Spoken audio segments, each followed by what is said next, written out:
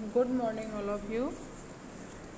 बच्चों, हम लोग सामाजिक संस्थाओं को समझना ये चैप्टर पिछले वीडियो में हम लोग पढ़ रहे थे। इसी चैप्टर के अंतर्गत आज का हमारा टॉपिक है विवाह संस्था। विवाह जो हमारे समाज में प्रचलित है, हम सभी उससे भली भांति परिचित हैं।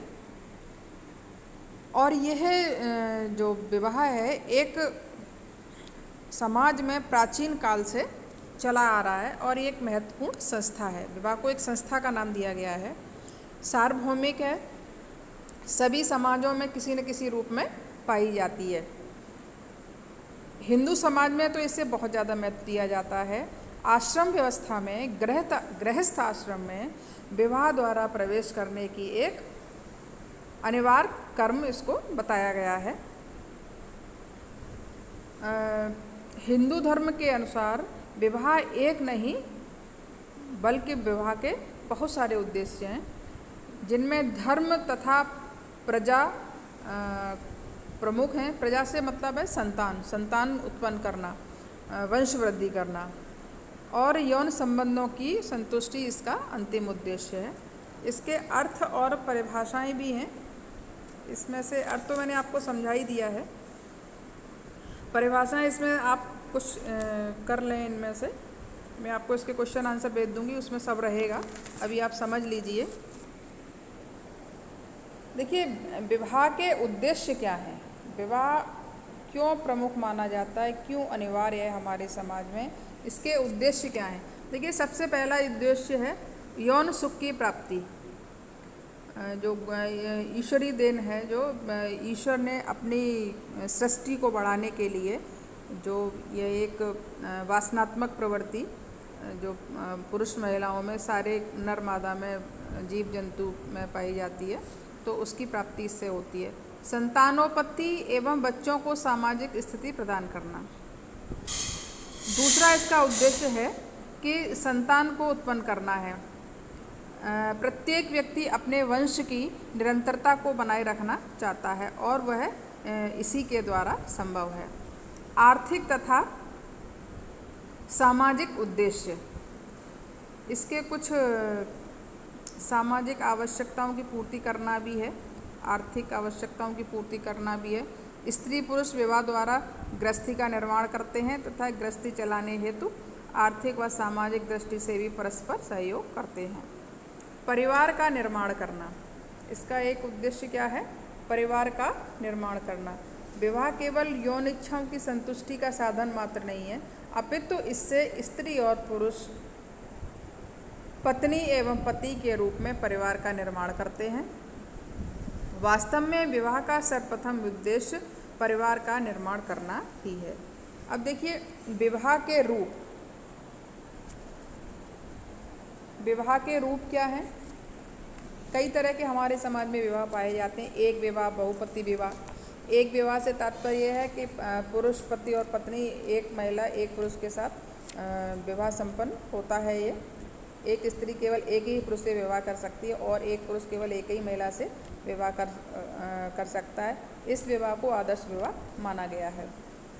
बहुविवाह का वह विवाह है जिसमें कई पुरुष एक स्त्री से या कई स्त्रियां एक पुरुष से विवाह कर सकती हैं। यानी एक स्त्री के कई पति हो सकते हैं और एक पति की कई स्त्रियां हो सकती हैं। ये है हमारा बहुविवाह। बहुविवाह में एक आता है हमारा बहुपत्नी विवाह और बहुपति विवाह। जैसा कि आप नाम से ही समझ में आता है, बहुपत्नी विवाह यानी एक पुरुष की जब कई पत्नियां होती हैं तो ये बहुपत्नी विवाह कहा जाता है। इस प्रकार के विवाह के अनेक कारण भी हैं, जैसे प्रथम पत्नी से संतान का न होना, किसी समाज में पुरुषों की अपेक्षा स्त्रियों की संख्या अधिक होना, स्त्रियों की स्थिति निम्न होना, ये सब इसके कारण हैं। बहुपति विवाह, इसमें एक स्त्री एक समय में एक से अधिक पुरुषों से विवाह कर सकते हैं। यानी कई पति एक महिला के हो सकते हैं। कुछ जातियों में इस तरह का विवाह पाया जाता है, जैसे प्रथम, जब किसी समाज में स्त्रियों की अपेक्षा पुरुषों की संख्या अधिक होती है और कहीं कहीं आर्थिक कारणों, निर्धनता के कारण प्रत्येक व्यक्ति के लिए पृथक रूप से परिवार बसाना संभव नहीं होता है, तो अनेक पुरुष मिलकर एक परिवार बसाते हैं, जैसा कि लद्दाख में होता है। तो ये हमारा हो गया बहुपति विवाह, यानी एक महिला कई पुरुषों से विवाह करती है। एक है समूह विवाह। समूह विवाह क्या है? इसके अनुसार प्रारंभिक अवस्था में समूह विवाह का प्रचलन था, जैसा कि इस विवाह के नाम से भी स्पष्ट है। इसमें पुरुषों का एक समूह स्त्रियों के एक समूह से विवाह कर लेता है। यह विवाह समूह किसी पुरुष विशेष एवं स्त्री विशेष में न होकर दो समूह के स्तर पर होता है। अब देखिए विवाह के नियम और नियम क्या क्या हैं, विवाह के निर्देश क्या क्या हैं विवाह के। देखिए अंतर्विवाह का अंतर्विवाह क्या है? जब किसी व्यक्ति का समूह वर्ण जाति के अंदर ही विवाह करना है, यानी व्यक्ति जिस जाति का है वह उसी जाति के अंदर शादी करेगा। ब्राह्मण ब्राह्मण में, क्षत्रिय क्षत्रिय में, वैश्य वैश्य में, इस तरह से जो व्यक्ति जिस जाति कास्ट का है वह उसी के अंतर्गत शादी करता है। हम लोग के समाज में आज भी यह देखने को मिलता है। दूसरा हमारा है बहिर्विवाह। बहिर्विवाह में क्या है? अपने समूह से, अपनी जाति से बाहर विवाह करना। यदि बहिर्विवाह में कई विवाह होते हैं। एक तो गोत्र बहिर्विवाह, एक प्रवर बहिर्विवाह, एक सपिंड बहिर्विवाह। गोत्र बहिर्विवाह क्या है? गोत्र बहिर्विवाह में ठीक प्रकार से इसको समझने की ज़रूरत है। गोत्र के अपने एक गोत्र के जो व्यक्ति होते हैं वो उस गोत्र में शादी नहीं करते हैं। गोत्र जब शादी संपन्न होती हैं, शादी के लिए जब देखा जाता है, दूसरे परिवार से रिश्ता बनाने के लिए जब खोज चलती है, तो हम लोग के समाज में देखा जाता है कि गोत्र एक न हो तो गोत्र से बाहर विवाह किया जाता है। प्रवर बहिर्विवाह। प्रवर क्या होता है? प्रवर शब्द का अर्थ है आवाहन करना।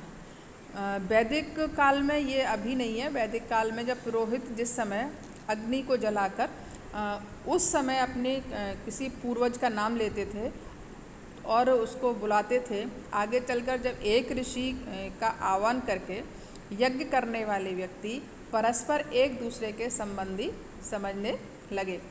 पहले ये था कि उनको याद करते थे और याद करने के पश्चात ऋषि पूर्वजों का नाम लेते थे, और यही प्रक्रिया धीरे आगे चलकर जब एक ऋषि का आह्वान करके यज्ञ कराने वाले व्यक्ति परस्पर एक दूसरे के संबंधी समझे जाने लगे।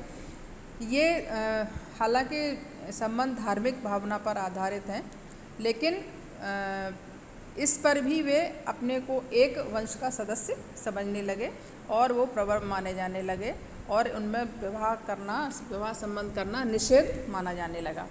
सपिंड विवाह। पिंड का अर्थ रक्त संबंध से है।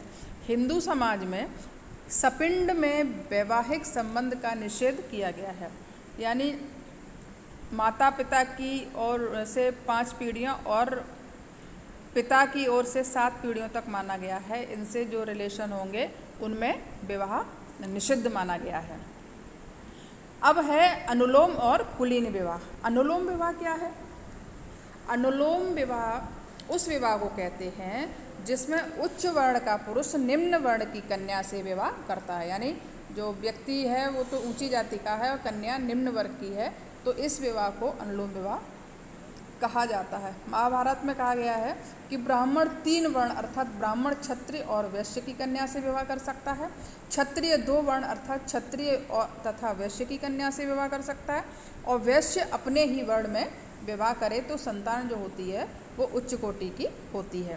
इस विवाह को शास्त्रों में मान्यता प्राप्त रही है। प्रतिलोम विवाह क्या होता है? अनुलोम विवाह के विपरीत जो विवाह होता है उसे प्रतिलोम विवाह कहते हैं। इसमें जो कन्या होती है वो उच्च वर्ण की होती है और जो वर होता है वो निम्न वर्ग का होता है, और इनका जब विवाह संपन्न होता है तो प्रतिलोम विवाह कहा जाता है। अम, इसमें निम्न वर्ण अथवा कुल के लड़के का विवाह जब उच्च वर्ण अथवा उच्च कुल की लड़की के साथ होना अवैध और निंदनीय समझा गया है।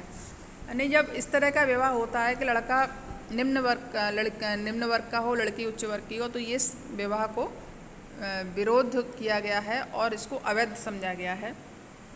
यदि कोई शूद्र ब्राह्मण कन्या से संबंध स्थापित करता है तो उसे सार्वजनिक स्थान पर दंड दिया जाना चाहिए, लेकिन वर्तमान युग में इस प्रकार के संबंध बंधन अब समाप्त हो गए हैं। बच्चों, आज हम विवाह पढ़े। आप इसको वीडियो को एक बार तो सुन ही लीजिए, 2 बार तो बहुत मुश्किल है क्योंकि आप देखते भी नहीं हैं। चलिए नेक्स्ट टॉपिक के साथ नेक्स्ट वीडियो में मिलते हैं। Thank you.